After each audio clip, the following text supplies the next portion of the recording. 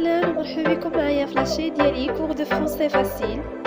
كيف العادة ما تنساوش تشتركوا في القناة وتفعلوا الجرس باش ديما توصلوا بالجديد.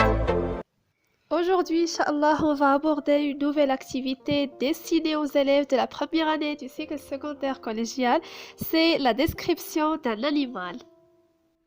En même temps, on va entamer la séquence numéro 5, faire la description d'un animal et l'intégrer dans le récit.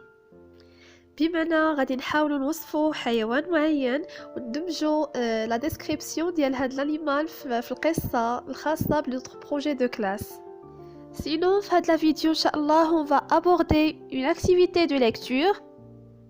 Prenez avec moi vos livrets, la page 144 et suivez bien l'explication de cette activité.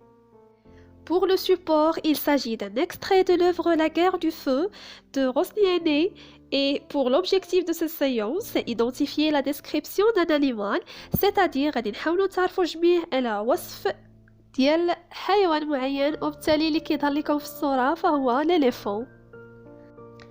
Les éléphants. Pendant 10 jours, les éléphants descendirent vers les terres basses. Leur vie était belle, leur cerveau était délicat, leur sens plein de subtilité. Ils avaient la vision précise, l'odorat fin, le tact sûr, l'ouïe vive. Énorme mais flexible, pesant mais agile, il explorait les eaux de la terre, cueillait, déracinait, pétrissait avec ses trompes aux nervures qui s'enroulaient comme un serpent, étreignait comme un ours, travaillait comme une main d'homme, leur défense en ivoire fouissait le sol. D'un coup de leurs pieds circulaires, ils écrasaient leur ennemi. Après avoir lu le texte, on va passer directement à l'explication des termes difficiles. J'enrichis mon lexique. Premier mot, subtilité. Il signifie fin, délicat. Leur sens plein de subtilité. C'est-à-dire الحواس ديال les éléphants كانت مليئة بالذكاء والدقة. L'odorat, sens par lequel on perçoit les odeurs, وبالتالي فهي حاسة الشم. Le tact, sens de toucher, c'est-à-dire حاسة اللمس pour savoir tout ce qui est chaud, froid, etc.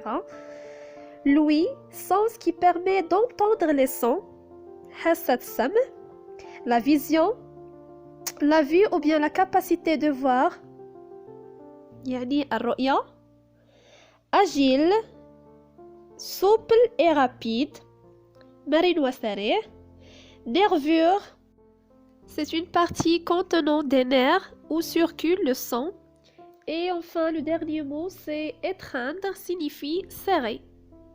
Du coup, l'animal décrit dans le texte, c'est bien sûr l'éléphant. À partir de l'image suivante, on va désigner les parties du corps des éléphants qui sont soulignés dans le texte. هنا غادي نحاولوا نتعرفوا على أعضاء الجسم ديال الفيل اللي عندنا مسطرين في le texte. عندنا 3 mots: trompe, défense et pied. نبداو بلو premier terme. trompe اللي هو الخرطوم كيف ما كتلاحظوا في الصورة. défense en ivoire يعني الأنياب اللي مصنوعة من العاج. Et enfin, pied, bien sûr, les pattes de cet animal. La question numéro 3. Je relève la description des éléphants en complétant le tableau suivant. On a d'abord les parties décrites, l'allure générale, la trompe, les défenses et les pieds. وغادي نحاولوا من خلال النص نجبدوا les caractérisants utilisés. Par exemple, l'allure générale يعني المظهر العام ديال les éléphants. بالنسبة les caractérisants: énorme, flexible, pesant, agile. La trompe en nervures qui s'enroulait comme un serpent, étreignait comme un ours et travaillait comme une main d'homme. Les défenses en ivoire, les pieds circulaires. La quatrième question. Parmi les propositions suivantes, je choisis l'ordre de la description qui convient. يعني واش في الوصف اللي عندنا ديال الفيالة في هذا التكست واش كان دو جينيرال او بارتيكولير من العام للخاص او لا لو كونترير دو بارتيكولير او جينيرال du haut au bas من الفوق إلى الأسفل أو العكس du bas au haut. وبالتالي l'ordre de la description que nous avons dans ce texte, premièrement c'est du général vers le particulier, c'est-à-dire on a commencé par la description de la vie des éléphants et ensuite on a passé directement à la description des parties de leur corps, le cerveau, leur sens, etc. وإذن كذلك du haut en bas ou bien du haut vers le bas en commençant d'abord par la description du cerveau etc. jusqu'à arriver aux pieds des éléphants. La cinquième question, j'indique les parties du corps qui correspondent à la vision, à l'odorat, au tact et à l'ouïe. بمعنى غادي نحاولوا نتعرفوا على أعضاء الجسم اللي ممكن نستعملوه في هاد الحواس. بالنسبة la vision, bien sûr, les yeux. L'odorat, c'est le nez, le tact, la peau, l'ouïe, c'est les oreilles. La question numéro 6, je propose une caractérisation à ces quatre sens. Bien sûr, à partir du texte. بالنسبة la vision, la partie du corps, les yeux, la caractérisation, ils avaient la vision précise, l'adjectif précise. L'odorat, partie du corps, le nez, caractérisation fin.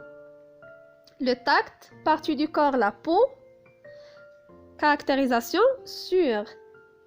L'ouïe, partie du corps, les oreilles, caractérisation vive. Je relève les trois comparaisons qui montrent l'importance de la trompe des éléphants. انطلاقا من النص عندنا ثلاثة ديال المقارنات اللي هما لي كومباريزون اللي كيبينوا لنا الأهمية ديال لا ترومب يعني الخرطوم des éléphants. Première comparaison, s'enrouler comme un serpent, مثل الثعبان. La deuxième comparaison, comme un ours, مثل الدب. La troisième comparaison, comme une main d'homme, مثل يد الإنسان. B. J'indique les trois actions liées à ces comparaisons. Première action, s'enrouler. Deuxième action, étreigner. Troisième action, travailler. Et finalement, la dernière question, je précise si ce texte exprime une impression positive ou négative sur les éléphants. بمعنى من خلال la description des éléphants اللي عندنا في هذا التكست واش خلى لينا واحد الانطباع او واحد الشعور ايجابي او لا سلبي. Donc ce texte exprime une impression positive. Pourquoi ou bien quels sont les mots ou les expressions qui le montrent? Par exemple, leur vie était belle, l'adjectif belle. Cerveau délicat, sens plein de subtilité. Vision précise, l'odorat fin, le tact sûr, l'ouïe vive. Du coup, toutes ces expressions montrent qu'il s'agit d'une description positive et valorisante. Bon, c'est la fin de la vidéo. J'espère maintenant que vous êtes capable de repérer la description d'un animal et d'identifier les caractérisations utilisées pour décrire chaque partie du corps. إلا عجبتكم la vidéo ما تنساوش تخليو ليا جيم وكذلك n'hésitez pas à poser vos questions dans les commentaires. Merci pour votre attention. Au revoir.